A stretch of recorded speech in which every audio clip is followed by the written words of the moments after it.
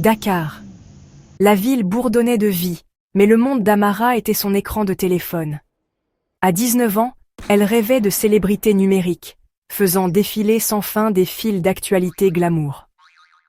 Les influenceuses qu'elle idolâtrait semblaient vivre dans un monde de luxe, voyages à Dubaï, dîners à Paris, beauté infinie. Les propres publications d'Amara étaient simples: famille, coucher de soleil, repas fait maison, réel, mais pas glamour.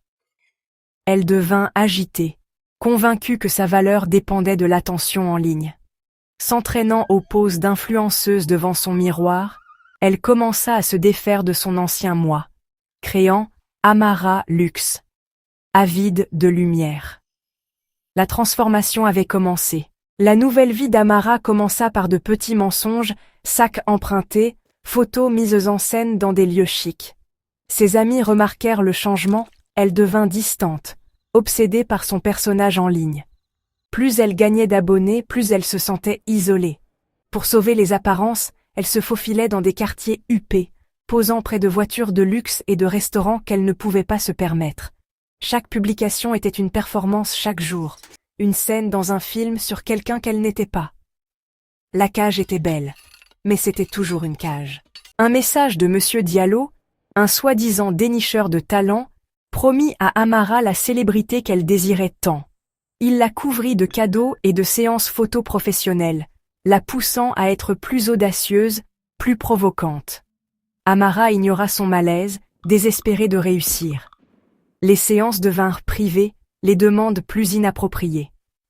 Prise au piège par sa générosité et sa propre ambition, elle se convainquit que c'était le prix du succès. Le rêve s'échappait, remplacé par la peur. Elle était plus profondément impliquée qu'elle ne le réalisait. Diallo invita Amara à une soirée exclusive, promettant des contacts et des contrats de marque. Habillée pour impressionner, elle arriva pour se retrouver exhibée devant des hommes puissants, traités comme un divertissement, pas comme un talent. La fête était une façade, sa grande chance était un piège.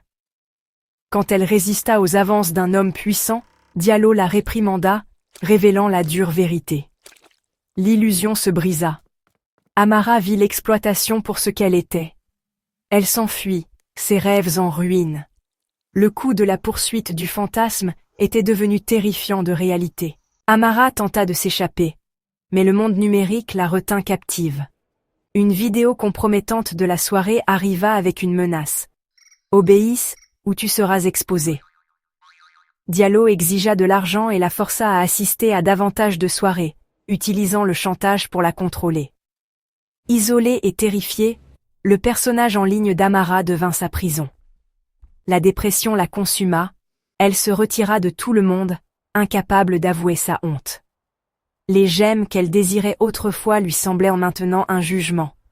Elle était totalement seule, piégée par sa propre création. Désespérée, Amara signala Diallo à la police pour découvrir qu'il était protégé par la corruption. N'ayant nulle part où aller, elle décida de raconter son histoire elle-même.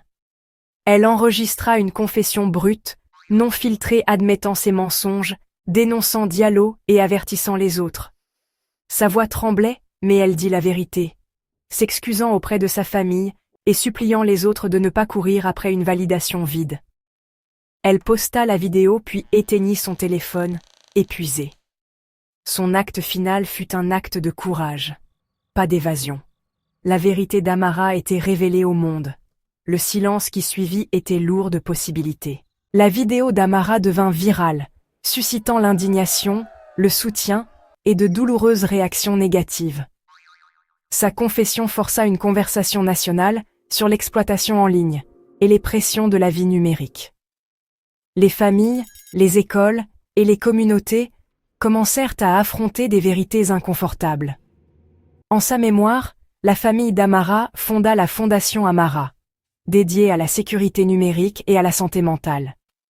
Des ateliers et des groupes de soutien naquirent de son histoire, transformant la tragédie en prévention. L'héritage d'Amara devint un appel à l'authenticité et à la compassion dans un monde obsédé par les apparences. Son histoire met en garde contre les dangers qui se cachent derrière l'écran, et le pouvoir de la vérité. En fin de compte, la voix d'Amara a éclairé un chemin pour les autres, garantissant que sa lumière ne se perdrait pas dans l'ombre.